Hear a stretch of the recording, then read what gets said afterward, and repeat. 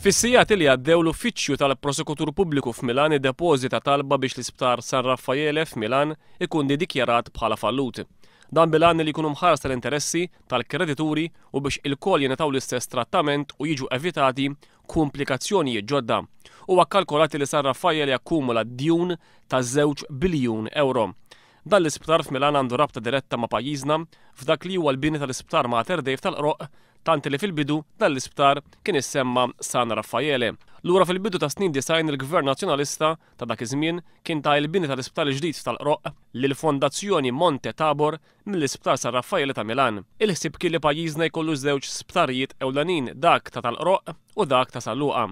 Din kienet l-idea ta' Don Luigi Verze, il-fundatur tal-Isptar San Raffaele f'Milan, illi kien introdott lil Edi Fenekadami u lil Luis Gallia minn Monsinjur Charles Vella.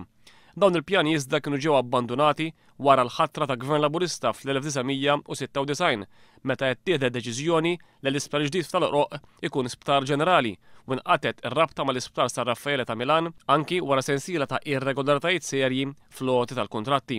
F'Lulju li għadda Mario Kall li tix-xelugija ta' Don Luigi Verze kien wettaq suwiċidju meta spara 2 tieri f'rasu. Ħafna jorbtu dan is-suwiċidju mal-falliment tal-Isptar San Raffaele. Fil-fatt, l-Uffiċċju tal-Prosekutur Pubbliku f'Milan issa qed jikkunsidra illi jiftaħ investigazzjoni bil-għan illi jara jekk hemmx lok illi jittieħdu passi kriminali kontra il-persuni responsabbli mill-falliment ta' dan l-isptar.